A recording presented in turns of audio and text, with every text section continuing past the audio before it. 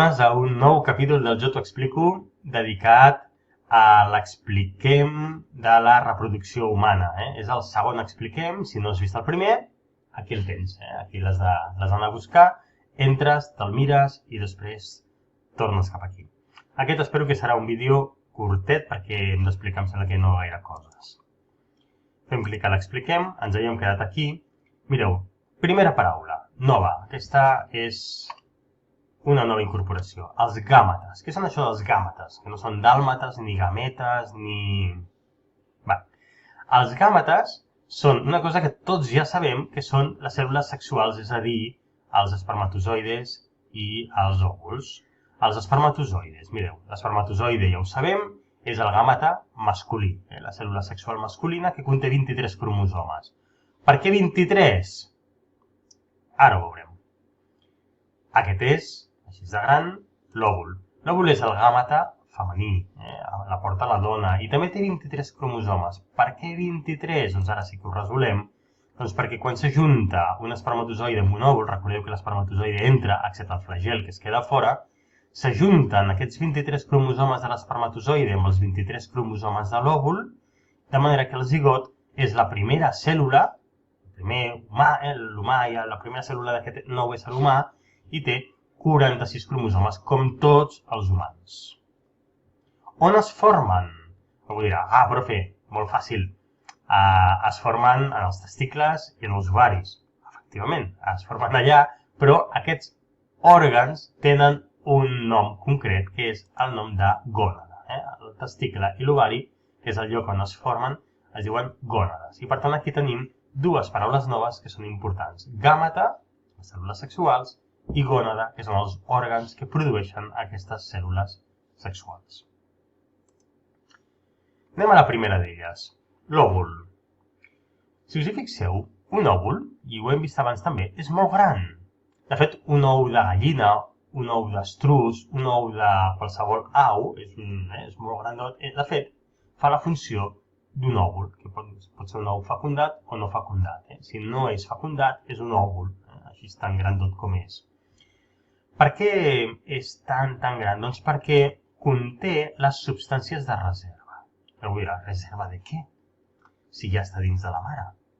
Doncs mira, reserva perquè aquest zigot s'ha de convertir en un blastocist.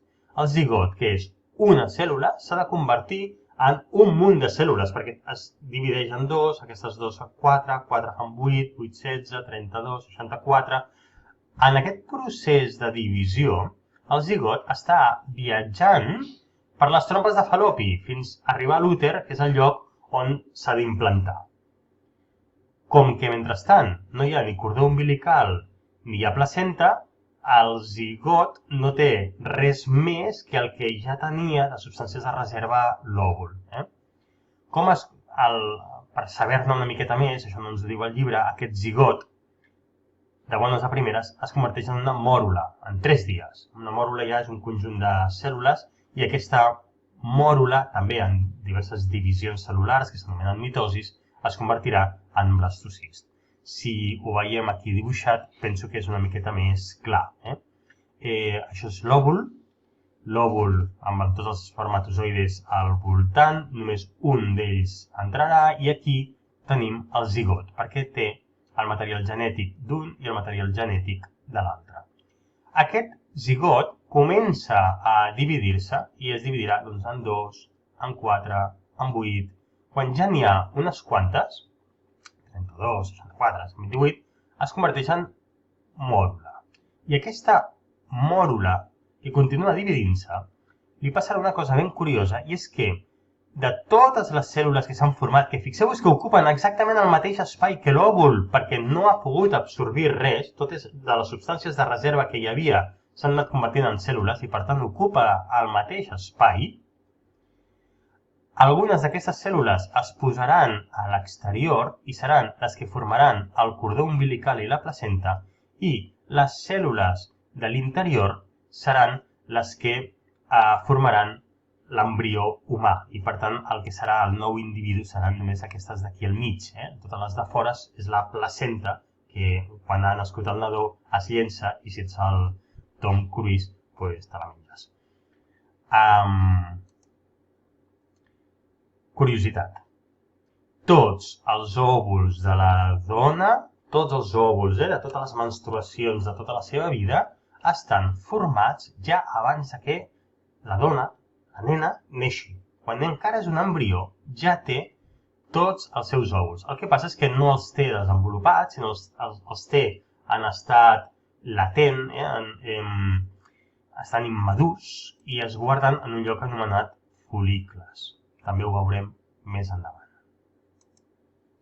Anem a veure els espermatozoides. Veiem que tenen un flagel molt llarg, encara es podria dibuixar més llarg. N'hi ha que tenen dos flagels, n'hi ha que surten sense, n'hi ha que el flagel no se'ls mou gaire. Això quan una parella té problemes de fertilitat, doncs s'ha de mirar a veure si hi ha algun problema en els espermatozoides en el seu moviment.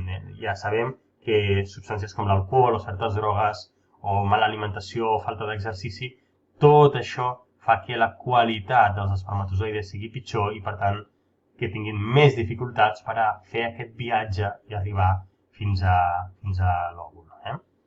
Anem a veure cosetes dels espermatozoides. Mireu, primera curiositat. No es guarden en els testicles.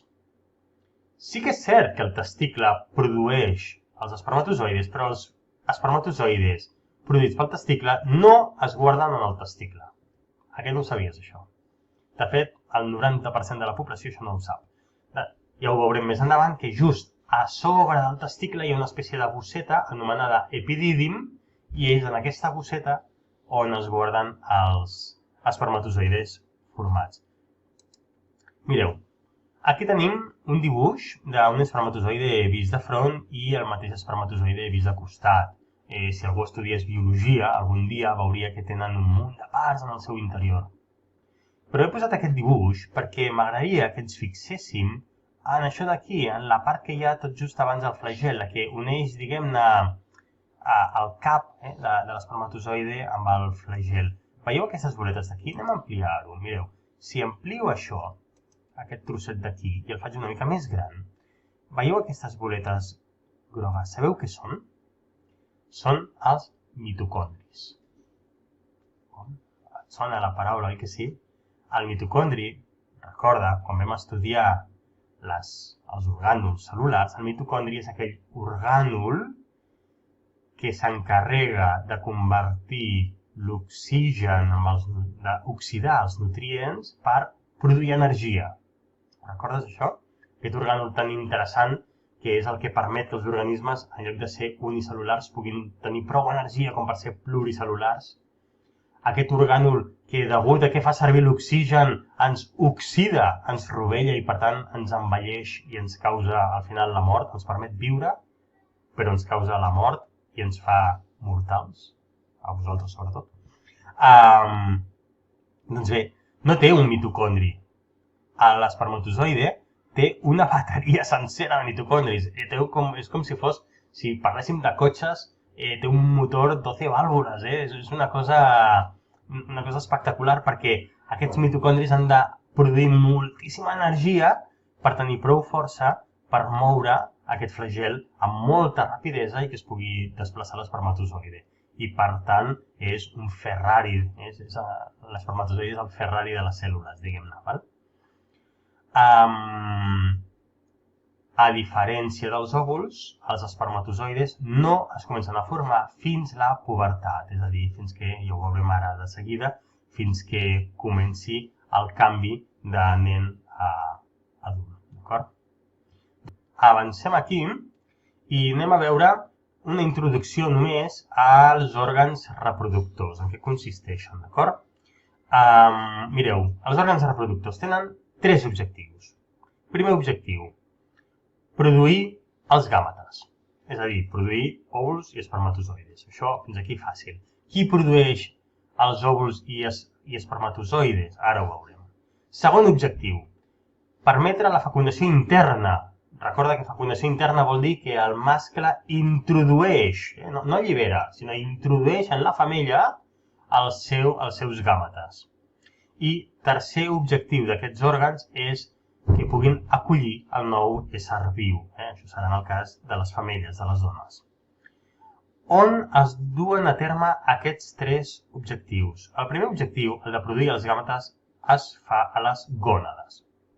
Paraula que hem vist abans. Aquí tenim un ovari, són gònades. I aquí tenim un testicle i aquí tenim l'altre testicle, gònades. Molt bé. Com es produeix la fecundació interna? Gràcies a quins òrgans? Doncs mira, gràcies als conductes genitals, que en el cas de la dona són aquestes trompes de Fal·lopi i l'úter, en el cas dels homes els conductes deferents i després també el penis, i finalment els òrgans copuladors, que són els que permeten la còpula. Còpula en llatí vol dir unió. Unir vol dir copular. La unió és del penis que s'introdueix a dins de la vagina. Mirem una altra coseta, i és que per albergar i nodrir el nou ésser, també tenim un òrgan, el tenen les dones, que és l'úter. L'úter és aquesta cavitat d'aquí, amb un color més claret. Això una mica més fosc, ja ho veurem, és l'endometri, que són les parets de l'úter, que és on s'implanta la placenta, on s'enganxa la placenta i el cordó umbilical. Molt bé, fins aquí semblaria un vídeo molt curt, a no ser que hi afegeixi una qüestió.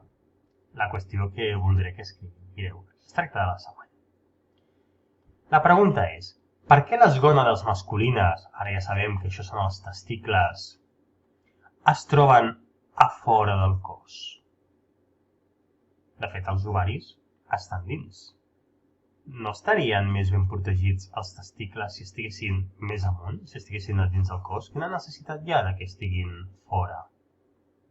Doncs bé, opina el que vulguis, busca la resposta si vols, i m'agradaria que ho contestessis en els comentaris del vídeo. També m'agradaria que, ja sé que l'Anna respondrà i segurament serà la primera, a veure si algun de vosaltres és capaç de respondre aquesta pregunta abans que l'Anna. La resposta en el proper vídeo de Jo t'ho explico, així que no te'l perdis. Adeu.